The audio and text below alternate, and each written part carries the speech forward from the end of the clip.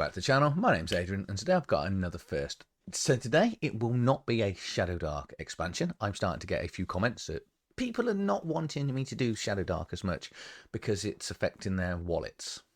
So I thought I'd venture into Mothership, another game that people love and has lots of expansions and things for on TTRPG. So yeah, let's see if I can fleece all your money on Mothership expansions, shall I? Well, strap yourself in, because this one is a good one.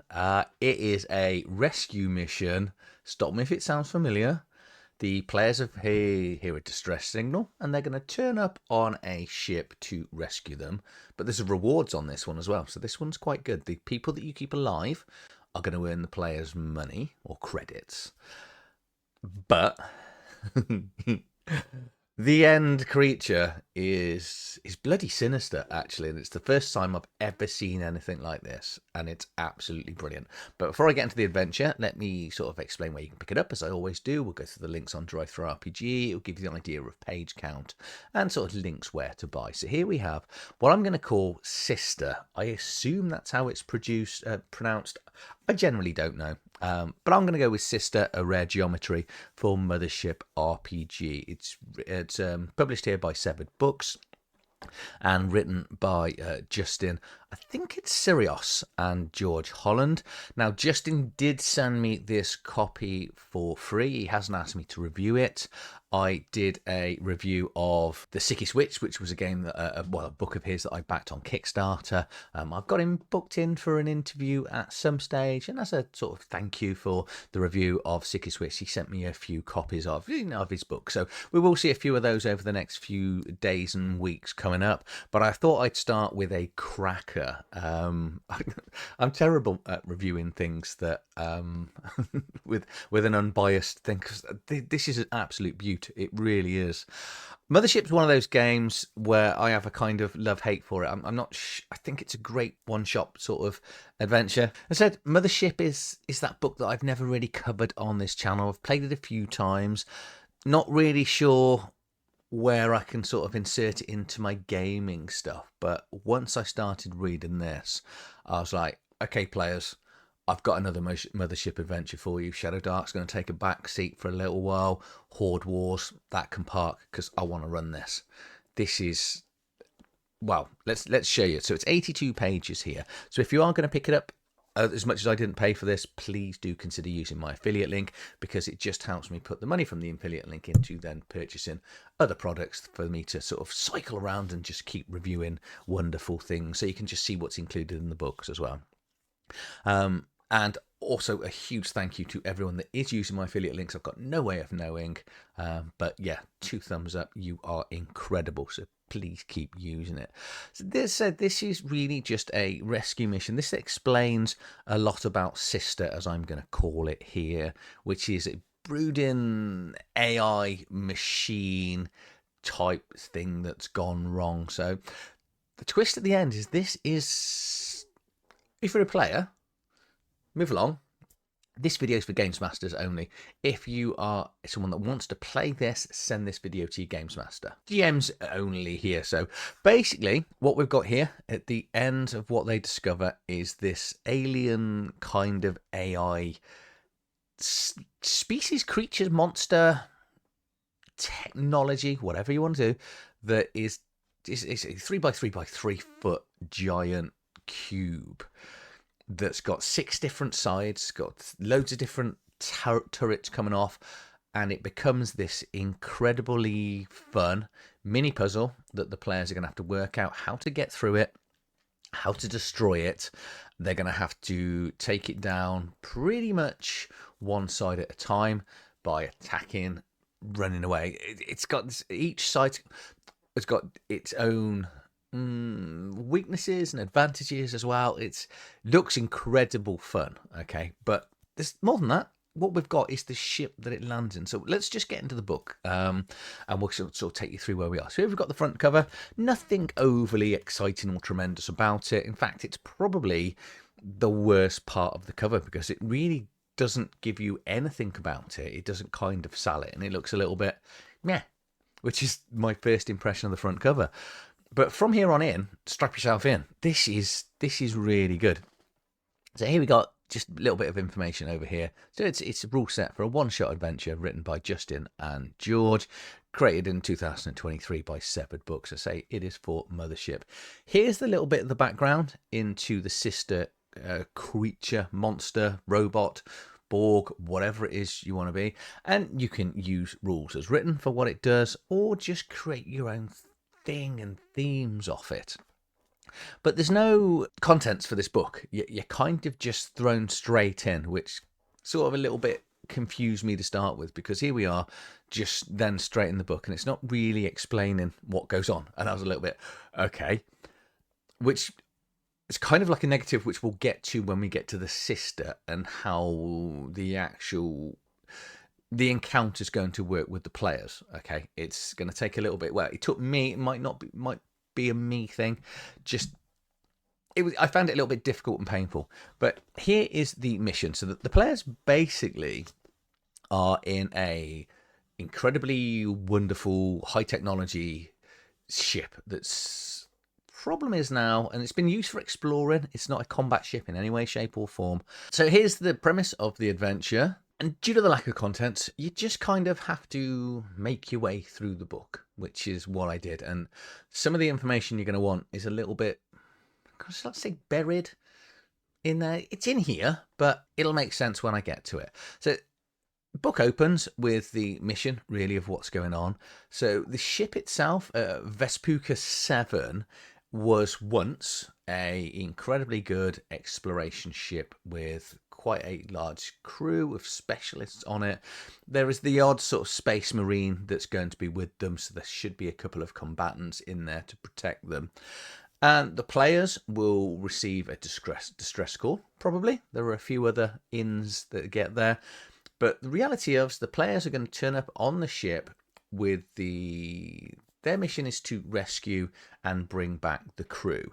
And when we get into the crew, so you just get straight into the book here. So you've got the possible laws, which is, so there's got 6 different things. You can roll a d5, sorry, it's 5 different things. You can roll a d5 and find, how you're going to get the players into the mission.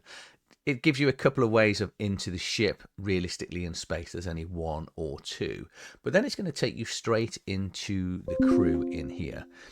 From the captain to a variety of tech people and stuff. And all the crew members have got a little bit of, they're going to have their names, their rank, what they do on the ship, as well as this reward here. So if you manage to bring these people out alive, this is the way the players are going to make money. And we have got 13 different crew members going into the mission that may or may not be alive. And this is where the book starts coming into its own and starts becoming really good. Because as they go around the ship, it will give details of the ship, the rooms, the maps. But also within each room, there'll be a random chance of people being in the room, and whether they're still alive or dead, a lot of it's going to come down to a dice roll and where the sister is for a start and what's going on. So it's just a little bit of generic information here. So when you find some of the NPCs that probably will be dead, you can just roll a d8 to just find out the equipment that's on them. Some generic stuff about the ship itself, so things about where the terminals are, security turrets which are in most of the rooms, the door jammers to sort of shut down doors, fire suppressant systems, and external blasters. This is an exploration ship, only 2 big guns, probably why they may have been latched onto, say, by this entity. We've got this little bit about debris that will be floating around as well, because debris allows the sister to heal, or rather nastily scoop up stuff, fire it at the players. Again, you're gonna as a games master, you're gonna have a lot of fun with this module. So initially, we have got the map of the ship, well, the technical data of the ship here, but this is the crawl spaces under the floor, which I love, because everyone likes aliens, and the bits where they're crawling around in the vents and under the floor, it just really gives that wonderful, scary atmospheric part, because vents and floor runs are claustrophobic. And only having 4 entrance and access panels means the players are going to be in there for an extended period of time. And they may or may not want to discover things that are going to come out. Because one thing Sister can do, transform. So it can shrink itself. So it can follow the players. They'll find out as they get into it. So we're going to get here. Here's the technical data for the ship. So the next sections of the book is the 25 rooms that are available for the games, well, the players to go into, and it gives you detailed breakdown of what's in the room, title of the room, random things that are going to happen in the room, equipment, the NPCs that may still be alive in the room, or what's left of their bodies when they get to the room. I'm going to try not to spoil this, because as a games master, you kind of want to discover itself. But as you're going through it, you'll see, because a lot of it's related to a D5, this means you could run this one shot several times for several different groups of people. It will never be the same for you, so it shouldn't get boring. And I do love this extra effort that that writers go to give a game longevity, if that makes sense. You know, you can turn up so many different places with this. But this is how it's going to break down. So we'll just give the example of the cockpit. So what it will do is it will show you on the map in the bottom right hand corner where the cockpit is. See, the cockpit's a little bit obvious. Well, not always, I suppose. It could have been this circle and be above the ship. But it will give you a breakdown of how many crew can run the ship, what they're doing, the technical data within the cockpit, so what it controls, what systems it controls. It will then talk about, if Sister is in there, what Sister can do with the ship by taking over the control, some random items, and then this D5 here, which you roll as the players go into the room. So, for example, this room is going to have Charlotte and Anders in there, clutching tools, preparing to attack something that's going on. That's the idea of the room. But by rolling a D5, one of them may already be dead. One of the other ones may already been dead. I don't know what happened to my voice then. And I'm going to leave it in. They may be knocked out. They may be a standoff. So, again, this is just incredibly good, because I say, as a games master, it's going to be different every time, but it makes it more of a living ship that you're playing with, as opposed to just this static thing where they walk into the room and, you know, they're just sat around a table playing poker or whatever it may be. So then similar things with these tactical chambers, which again talks about, right at the start, I probably should have said there was a random table to let you know where Sister is initially when the players get on the ship, so they could discover it straight away. Main control room, as you can imagine, this is the room that you don't want Sister to get into. It could go really bad from there. Munitions, which is where all the weapons and stuff are being held. Again, it says 50% chance that the weapons are fully loaded. They may be all destroyed. We've then got general supplies in here down the side, and nearly not every room's got this D5 thing of things that are going on. One thing the book does that is a bit weird is occasionally, like here, the custodial workroom, it talks a little bit about the room and there's less data. Then it just throws in a weapon and some statistics for it, which is nice that it's in there. It's nice that it's a nice use of space, but it does seem a little bit, me personally, I would have kept all the rooms as rooms, and then, because there's a section as we go through for weapons. And it's, I don't know. I'm not involved in book layout, so all I know is what's weird in my head as I'm going through a book. Into the dining room here, they've got a variety of different peoples, and then the complications that are going to go into the dining room. Computer labs, and then we've got med bay. Med bay's a bit freaky of what's gone on to Don Kaminsky, but again, find out for yourself, and the players, they're going to love the med lab when they get into there. Oh, it did say, I should have said that on the drive-through RPG, you know, this isn't for a certain type of people. This is a very adult-y type themed, not adult theme if you know what I mean, but adult themed adventure. It's quite, some of the things the Sister can do, like suck people inside it and then spurt the carcass back out and attack people with it, may not be for all types of people. So yeah, you might want to sort of explain that when you're talking to people. And we've got the loading bay here, as you'd imagine, hygiene centres, showers, toilets. Do you know what? Love it when adventures include toilets and showers. As a man of a certain type of functioning brain, I always worry about where people go to the toilet on spaceships. It's just a me thing. My wife thinks I'm weird. Actually, most of my friends think I'm weird. But it's included, and we've got 2 of them. So that's even better, because obviously there's quite a number of crafts. And then we got into the bunkhouse here with a detailed story that I like it's in here. But there's only one of the bunkhouses, and this actually details really how Sister came on board and what happened in a gross way to the first person that discovered it. You might want to move this. You could potentially move this around if the players don't get to it. It's not important to necessarily know how it got on board and the first interactions. I like the idea of my players knowing that kind of earlier on, because people tend to be more fearful of what they can't see and what they don't know, as opposed to what they necessarily see, if that makes sense. Because one thing Sister does well is different types of attacks. Now, if they're expecting it to do what it does when it first came on board and what it did to the first couple of people it encountered, pretty much that vacuum attack, then the players are going to be expecting that and they're going to be ready for that. But they're also going to be deeply, deeply terrified of it. And it may stop them going in vents and doing different things. This is what I mean here about the weapons. So we've got the weapons section here. There's not a lot in here because it is sort of dispersed out throughout the book. I think there was only 6 in this section. Yeah. So that's halfway through the book.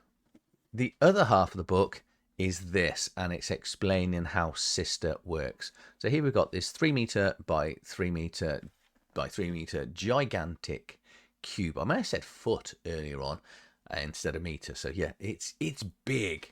It's got 4 different modes, 4 different attack and defense modes, and then 6 different sides with variable turrets that it's going to pull out. Okay, there are a variety of sanity and fear saves that involve the players.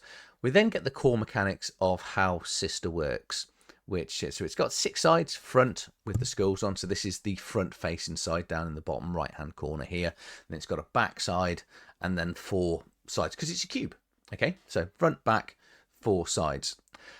And effectively, it's got 4 different modes, ignoring the sides that are going to have turrets. Technically, you're sat there with about 8 different attacks. Now, if you're confused, I was confused. It took me a little bit of a while to work it out. And what the book doesn't do very well is lay out how it does this, because what it does now is it will talk you through the 2 things per round Sister can do. Okay, so attack with the active face up, so that's whichever face is going towards the players. Attack with a turret, what it can do is fire turrets, so stick turrets out of its sides and attack with those. That sounds simple. It was a little bit harder to find in the book. Again, lack of contents made this difficult. Flip one side to a new mode, so it can, go from attack to defend, or defend to attack to retreat. Deploy turrets, pop a turret out. Retract turret, bring it back in. Move, obvious. Transform, that's the one where it shrinks down to sort of escape or follow people. It's got the stats here, how many sort of hit points, the combat ability of it, and any sort of weaknesses. The weaknesses are quite clever because the weaknesses tend to be on the side that it's facing. It does say the players, when they're attacking it, can attack from any other sides. Okay, so we're now going to it's just going to go through here in the bottom right hand corner, attack, defend, hack, and retreat, and how the different modes work, and then the features of them itself. So as imagine, attack is exactly how it sounds. That is attacking. That is basically doing a magnetic pull, so pull things towards it, or it can do this shrapnel spray here, or it can do this meat vacuum. So humanoids of an average size or smaller must resist the sucking force of the cube or be absorbed into it. We've read about that in that one bunk room. Okay. Defense mode is going to throw up sort of barriers, self-preservation, everything that you'd imagine to try and sort of protect itself. We've then got a hack mode, and this is how it's going to really interact with the ship. It can overheat certain parts in the ship to blow things up, cause fires, do conflict protocols within the ship itself as well. And then retreat mode, exactly how that sounds. Let's get out of here. That's what it's going to be looking to do. So those are your 4 basic modes, and the player, the games master, can move in between those by using an action to change the modes. This then gets into starting to explain the ship, the sister itself. So the next 2 pages. Personally, I would have put all of these 2 pages before the modes, because I kind of needed to know what the turrets did while it's talking about the turret actions before we really get into it. Again, it's not a biggie. There's nothing bad about this adventure. The adventure is absolutely amazing. Personally, I've just found the layout and lack of contents and lack of sort of titles explaining bits a little bit difficult as we've gone through. But it can also create its own items and pick up things and create new turrets from new weapons that it's found. But here's the turret mechanic itself. Basically, the turrets are an extension of Sister, and they're going to pop out from the sides, and then once they're out, they can then use the turrets to attack. It's as simple as that, but it just takes a little bit of finding, okay? Because now what we're going to get is the 5 other sides different from the front sides, and how you see we got like turrets 1, 2, 3, 4, and 5 down at the right hand side here, and they are sort of on different coloured dice. You don't need the dice, you can buy them. It looks like it at the back of the book, and each one of the sides is going to have, each one of the modes, or turrets, is going to have 6 different attacks on here as well as a weakness. So this is the puzzle the players are going to have to find, because when they're attacking it, they can attack the non-facing sides, so they can slightly get to the side to shoot round the front to attack the sides, okay? So players are going to have to be in and out, dodging attacks. You've got things like swap teleports in here, photo negation. And this one side's got no weaknesses. And then, so they are broken down, with titles. So we've got to see like turret regeneration, programming, operating guide here for the different modes and sides. It's very interesting. I think possibly in my head too much, because it does offer a lot of choice. It doesn't say whether you would roll it, because the reason for the number on there is because game mechanics wise is you will, as you go through, you will be setting your dice, because you kind of need to know what the turrets are doing based on here. And the turret, well, you can create your own, but see, we've got this bit where you can buy the pack at the back. So this kind of implies you can buy this pack with the main dice in, and I think 5 other dice. If you're going to do it yourself, you are going to need the numbers. So what you'll be doing is on the character sheet here, putting them down face up so the players know which side it is and what turret is being used. Say whether you randomly roll it when the turret comes out, it's really up to you as a games master. I love it, but I'm a little bit intimidated by what's that. So that's 30 different attacks that are coming in, ignoring the base attack of Sister itself. It might just blow my mind running it. I'm not really sure. I'm probably, because I like to be a little bit organised in it, so I'm either going to pop the turret out, roll the dice, and that's the face that it's going to go on, or probably just pick them beforehand. It's great that there's a choice in the book. And I may have missed out a line or two, because one of the big problems of being me is occasionally a designer will contact me and go, you do know that it said this in the book, and by missing one line, I could not find exactly how the turrets, say which way they come out. But the fact you've got 5 different turrets and you can make your own, and 6 different attacks off each turret, there's so much choice in here. Say 20 odd rooms to run at in the map. All the rooms have got something useful in there. Variety of replayability. So it's a live ship the players are going to come out to. Certain people are worth 2,000 credits to pick up. Some people are only worth 500. Are the players going to care about the cheaper people? You'd like to think they will. But also, because of some of the sides of Sister, are people going to be corrupted? And are they going to trust them? Because there are a couple of NPCs in here that have completely lost their mind. And that's going to be quite obvious when the players interact with them. And they've probably only lost their mind because of one thing. Just a very good, very, very good adventure. Really excited to run this. I say it's taken me a little bit of reading, because really layout issues. I do like a content. I do like hyperlink, and I know it's becoming a little bit of a joke in the comments and on my Discord, but I don't mind it. I just like that. The better a book is laid out, the more palatable it is, the easier as a games master, especially people like me, they can get through a book. So that to me is key. It's been a bit of a tough one to get through, but I'm glad I've read it, and hence the reason the camera's on. This is about her. If you can, well, actually, saying that, if you've watched this video, I've done most of the legwork for you. I've broken down the adventure, told you where all the troublesome bits are in the book, but it's a great book. Go and pick it up if you do run this. If you please let me know down in the comments how you've got on with it.